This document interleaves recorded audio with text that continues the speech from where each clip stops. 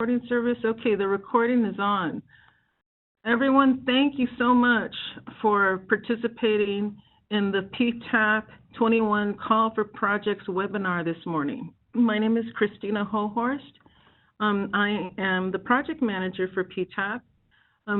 My colleagues who work with me are Teresa Rommel, Sui Tan, and Shruti Hari. We also have Brian Redmond, who has been contacting folks for certification status letters. So thank you so much for participating with us. I'm going to try to make this short and sweet. I have not put the PDF of the presentation up on WebEx, and I apologize for that, but I will send you guys the actual link to the recording, and I will send you a PDF of the presentation as soon as we finish this morning. Now, if you have any questions, I would appreciate it if you would send something via the chat function. Let's go on ahead and get started, and we'll talk a little bit more about that. So welcome to PTAP 21. So here are some ground rules. What we need to let you know is that this webinar is being recorded. We ask that you please mute your phone. You will have an opportunity to ask questions by clicking the little hand that should be somewhere on your screen, and that's raising your hand, and that should activate the chat function, and then you can shoot over questions if you need to, and I'm happy to address those questions. Will be answered in the webinar for everybody to hear so that everybody knows what's going on. And like I said, I'll be emailing this presentation later. So let's go over what we're talking about today. I'm going to give you an overview of the program and how the funding works, who's eligible for PTAP, tell you a little bit about the application and our process, our schedule, and then I'm happy to answer any questions if we have any at the end. If anything comes up, though, during the presentation, please raise your hand. I'm going to glance over at my chat box to see if I have any questions so that I can try to address them as we go. So what's PTAP? What it does is the Pavement Management Technical Assistance Program gives resources to jurisdictions so that MTC and the jurisdiction can better understand pavement conditions. We want decision makers at jurisdictions to be really well informed about the streets that are selected for maintenance and rehabilitation, because we're trying to get the most bang for our buck that we can. And if anybody wants to read the MTC resolution for the PTAP program, let me know, and I'm happy to send it to you.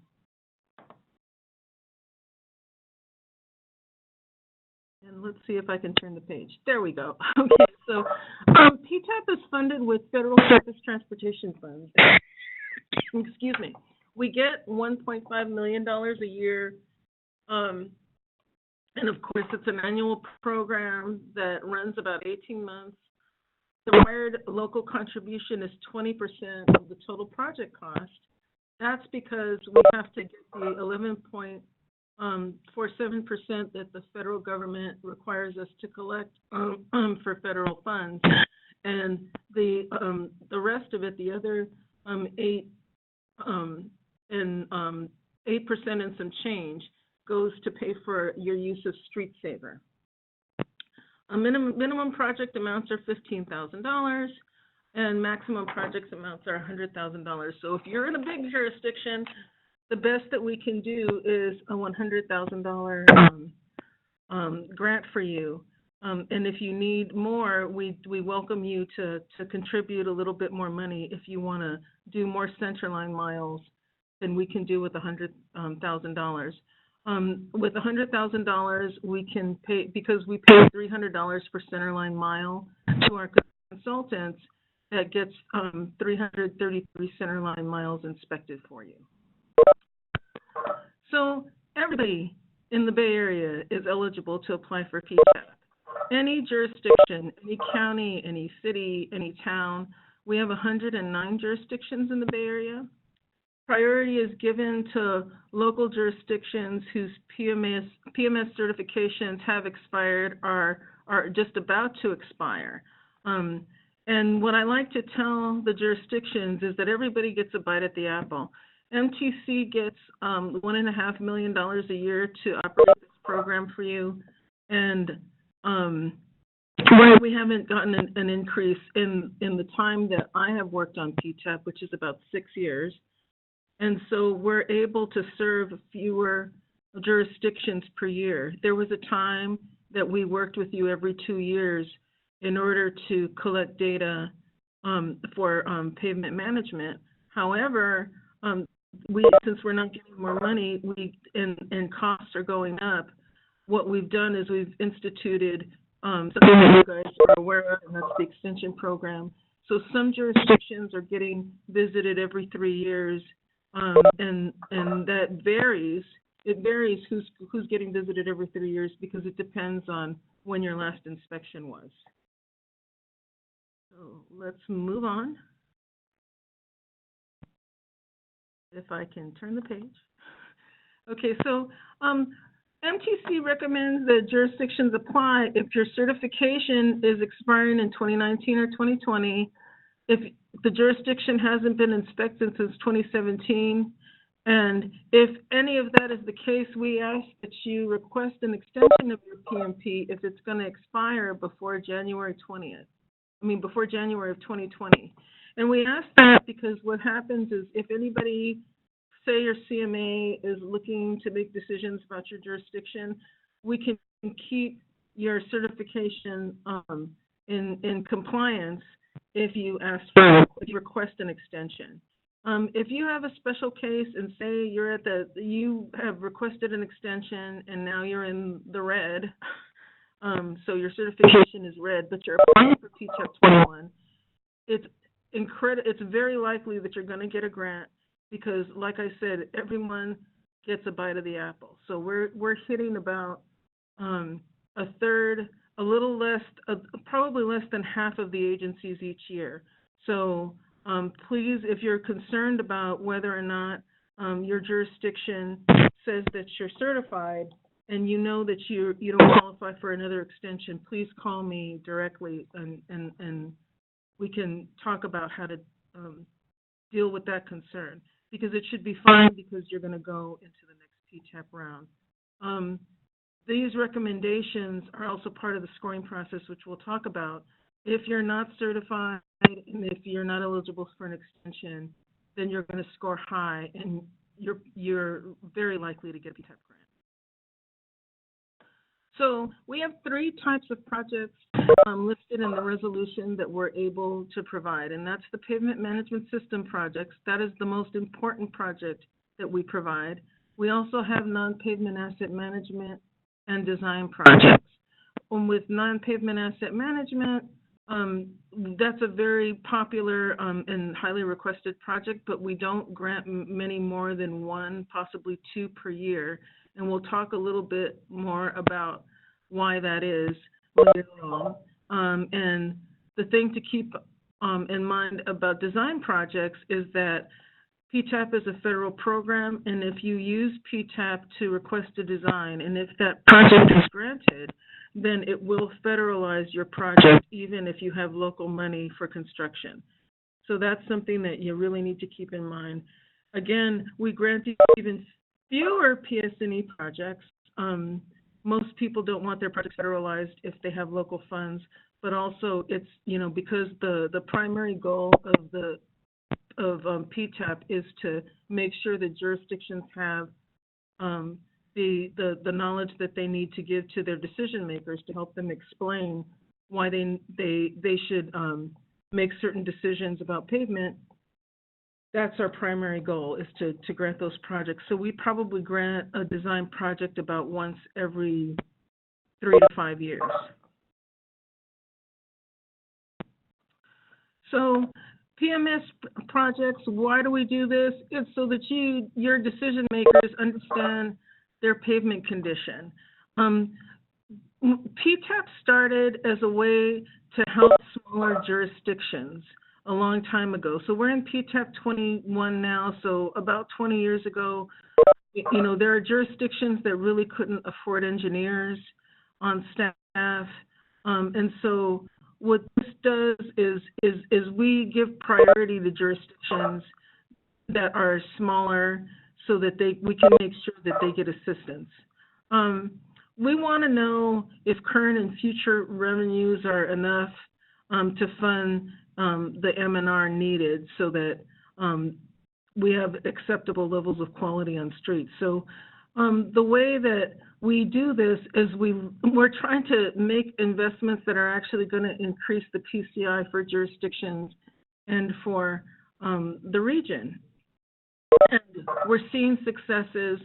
We have lots of success stories. And if you would like, assistance, with knowing which jurisdictions to speak with who've managed to increase their PCI, please reach out to me and to Sweetan, and we would love to help you and promote those jurisdictions. And like I said, if you need to check your certification status, then you can go to this website listed here, and we can discuss your status separately if you would like to reach out to me. So the scope of work is that they would review and audit the inventory of your road network. They would enter your maintenance and rehabilitation history. So if you've been making improvements and have been purchasing maintenance and rehabilitation, we want to make sure that the costs in your decision trees are accurate. So what our consultants do is make sure that those costs are entered, because then that's going to get you better output about your future investments. We want to update those decision trees, and we want to make sure that our project sponsors really understand the decision trees, because what's going to happen is that way you can control the treatment strategies that you would like. That way you understand how to weight the things that are of concern to your leadership. At one city that I've worked with recently, they really wanted to make sure that they could adjust the fact that their arterials and collectors got a lot more traffic than their residential streets. So you can adjust the weight that you give to those, to residential streets and to arterials and collectors. We want to we send people out on the street to actually look at your pavement, and then they enter all of the data of all the distresses found during those inspections. During that process, we would love it if you were able to at least be out in the field for a few hours one day with your inspectors to kind of review the conditions. I mean, you're probably a pro already because you're driving around there, but so that you can kind of learn why certain decisions are made and certain PCIs are assigned to different sections.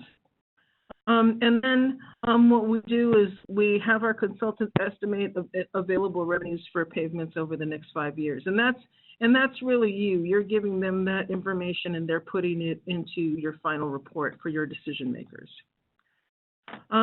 They're going to run at least 3 budget or target-driven scenarios to show, that way we can understand, well, what kind of investments will it take to move your PCI?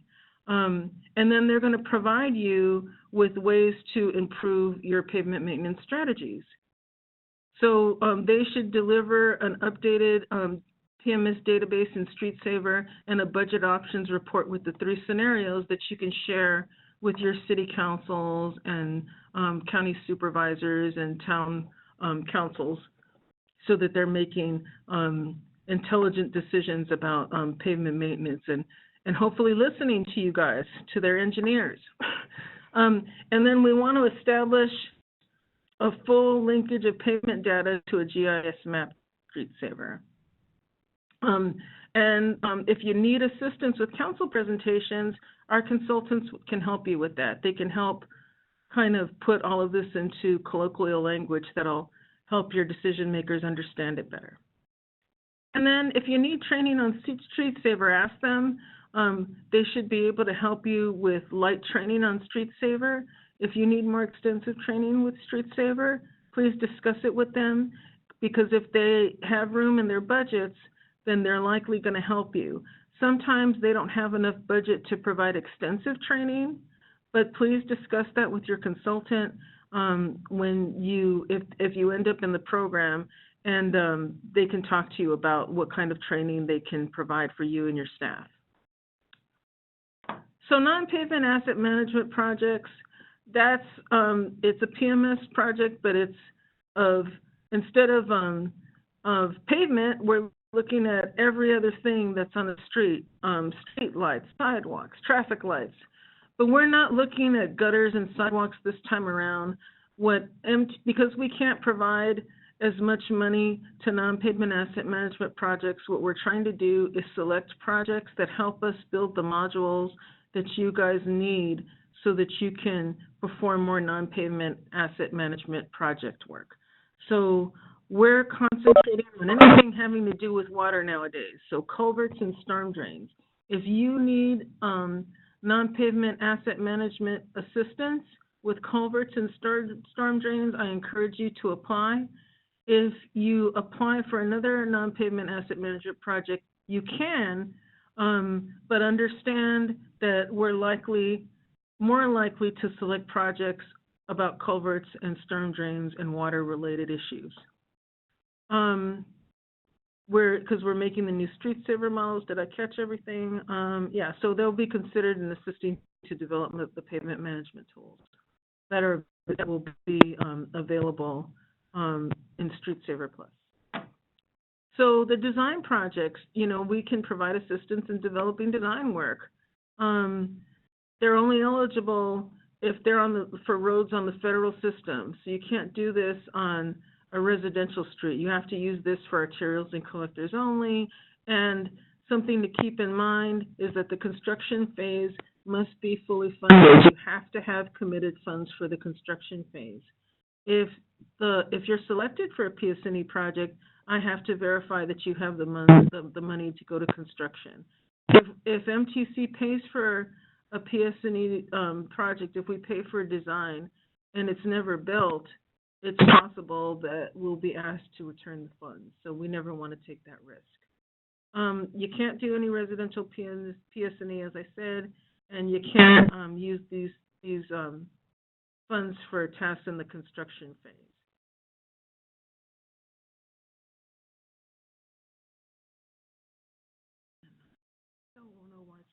Okay, so if you're going to ask for a non-pavement asset management project or a design project, we ask that you get 3 cost estimates from our PTAP consultants. So this is the contact information for the folks who are working with MTC now to provide pavement management work.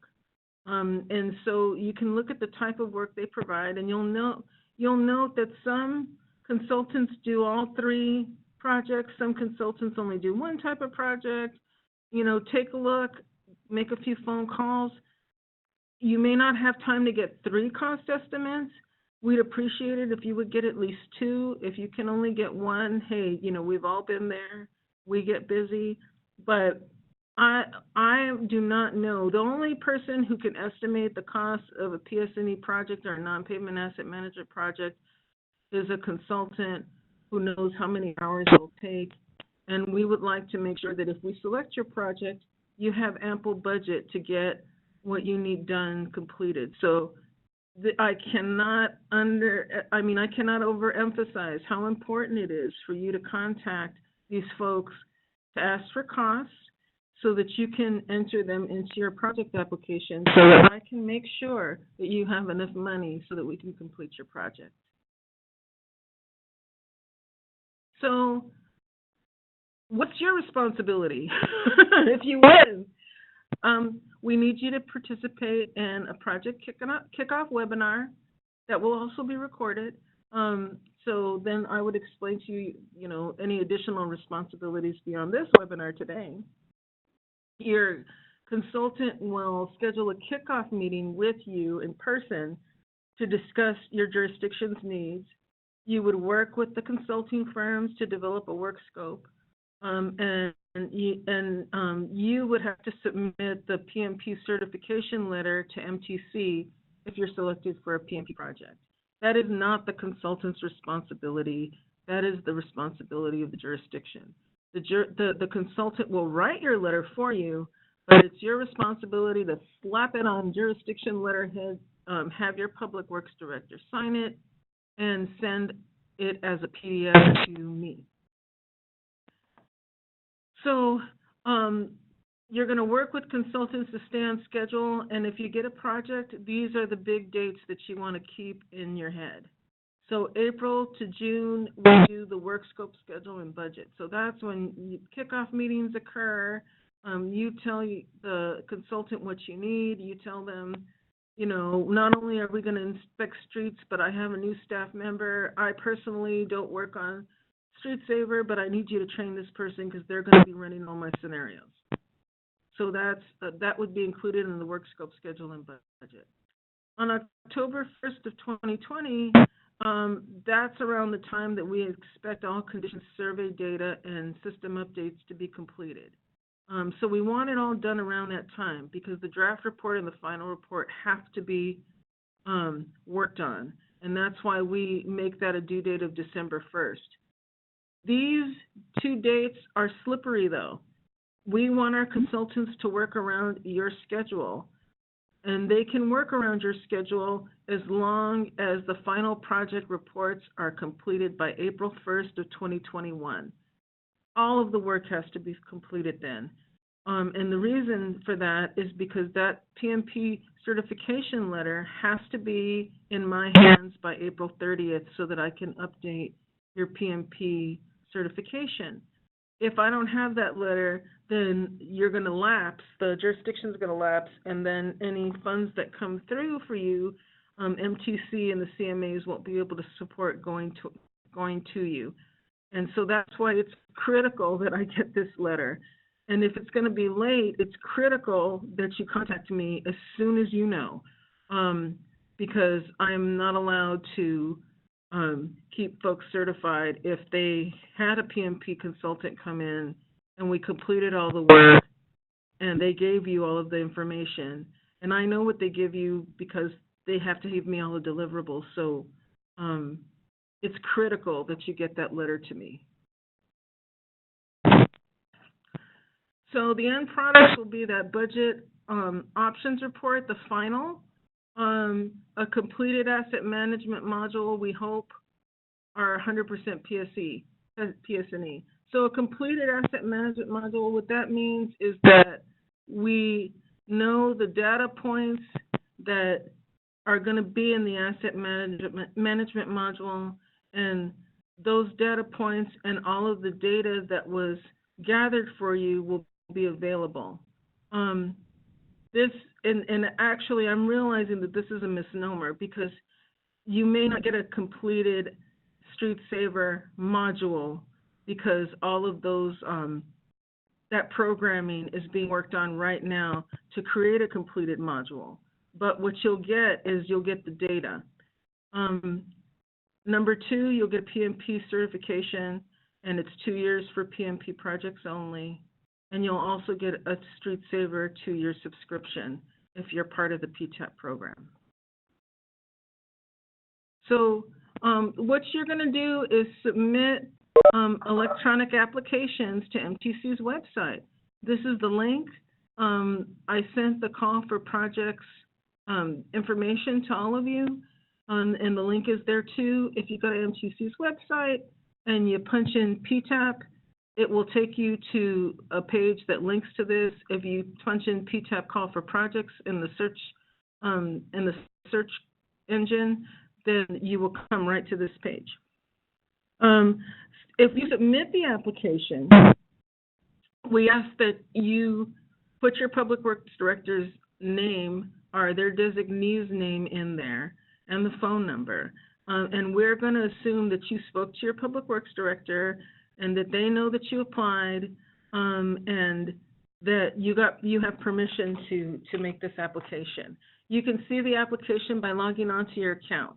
No information will be sent to you once you hit submit. If you would like a copy of your application, the best thing to do now is to screenshot it. We're trying to make improvements to the application as budget allows, and we're hoping that next year's application will be something that you can just email the application to yourself, but at this point, that's not a capability that we have.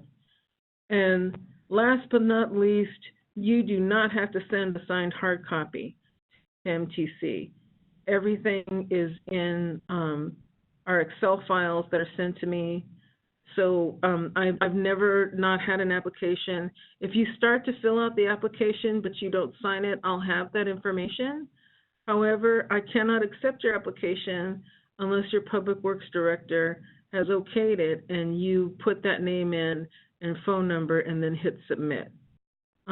If you have problems with your application, with submitting, please reach out to me, give me a call, shoot me an email, and we will get your application entered. So what's the scoring criteria? Who wins? Well, the scoring criteria is set up to rotate every jurisdiction in and out of the PTAP program. So for a PMS project, if it's a PMS project, you're going to receive a higher score. Now, we do have some jurisdictions who do not use PTAP to do PMS projects. And if, it's a handful of jurisdictions, we know who you are. If you apply for a non-pavement or a design project, we will give you a higher score. So you'll get 25 points for applying for those projects simply because you never have an opportunity to use the money for PMS or the program for PMS projects. We also count the number of centerline miles.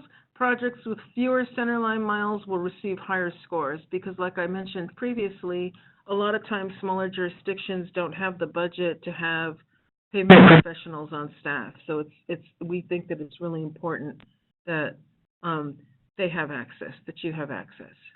A prior PTAP recipient, if you haven't recently received PTAP, you will receive a higher score. And your certification status. If you're not certified, trust me, you will receive a higher score. So how do we assign consultants? Well, number one, we ask for your consultant, the sponsor preference. Please, please, please tell me who you want to work with. The first thing I do is assign folks to who they want to work with. After that, I work really hard to keep the consultants you want with you. However, if you've worked with the same firm for 3 consecutive rounds of PTAP, I am obligated to move you to another consultant. So, really think about this. Think about all the consultants you've worked with. List them so that I can send over the people that you need. If you have a special circumstance, say you're in a contract currently with one of our consultants and you need continuity, give me a call. Let me know what's going on. I may not be able to give you the consultant that you would like to work with, but I'm going to sure try. The second thing that we consider is geographic proximity. A lot of these businesses are small businesses. Some of them are former DBEs. We don't want them driving all over our lovely Bay Area, as beautiful as it is, using up a lot of gas trying to serve all of you. We want to make sure that they're working really closely with other jurisdictions together so that they can get to you right away. And the history of working with a consultant firm, like I said, if it's been 3 years, then I'm probably going to have to switch you to another consulting firm. Additional work, additional local funding. If you have a jurisdiction that is over 333 centerline miles and you would like to do to inspect 100% of your jurisdiction, then you can give MTC more money through a funding agreement to piggyback onto MTC's contracts with our consultants. But what also works is, say you get a PMP project. Say you don't get a PMP project. Say you don't even get in PTAP 21. If you want to purchase a design, or if you want to purchase PMP work, or if you want to purchase a non-pavement asset management project, you can do that without receiving PTAP funds. You can piggyback onto these contracts, because what MTC wants to do is we want to make sure that that we can spend as little money on administration as possible. If you don't want to go to bid, then we would like to help you to get your projects up and coming. As long as the projects are listed in our MTC resolution, it's possible for you to piggyback onto our contracts. We ask that any piggybacking be $25,000 or more. And everything under that has to be arranged separately with the consultant. So you can pay the consultant directly if it's less than that. And so if this is something that you would like to do, make sure that you let me know in the application. There are places where you can discuss this. And we also ask if you have additional money that you can contribute. If you do, what will happen is that it'll the program, the application will calculate how much of a local match you'll have to pay. And the local match that it calculates will be the 20% for the STP amount, and and it'll add the extra money that you could provide to that project. So, I hope I'm being clear. If I'm not, give me a call, and I'm happy to answer your questions, or you can raise your hand now. Okay, so here's our schedule. We managed to get the advertisement for the call for projects out on October 10th. November 18th is when all of the applications are due to MTC. And in January, we're going to go to our administration committee, and they'll approve the projects that were selected from the scoring criteria. So you're not going to hear from us until January. And when you hear from us in January, that's when we can start actually sending out invoices so that you folks can pay us your local match, and I can start sending the consultants to call you. So in February, on February 28th, the end of February, that's when your local contribution check will be due to MTC. I understand that everybody has a different process to make requests from their finance department. If you would like to, if you think it's not going to get here by February 28th, just call me. Let me know. We really need it in by then, because I cannot put the money into the contracts of our consultants until I get the local match. So please, please, please try to make sure that you get to us by the 28th. I will work my darndest to get invoices out to you as soon as the administration committee approves the list of projects, but I really need you guys to work hard for this. We can do wire transfers, so I would connect you with my finance department, with my treasury department. So I know that wire transfers have been touchy because there's a lot of computer hacking and a lot of spoofing and all of these awful things. Some jurisdictions actually got money stolen from them through the wire transfer process. So we're very, very judicious and careful about that process. So, but if you need to use it, let me hook you up with the appropriate folks at MTC. The projects will start around April and May, because between February and April, what I'm doing is creating contract amendments and task orders to make sure all of us are covered on insurance. The consultants have to make sure that they insure and hold harmless the jurisdictions and MTC if anything should happen. So all of that occurs between February and around April or May. You should get a phone call from your consultant sometime in April and May, maybe May. And in May, on May 1st, that's the deadline to set up the StreetSaver Online account profiles with SUTAN, and your consultant will do that with you. And then on April 1st through the 30th, that's when the final report and the certification letters are due to MTC.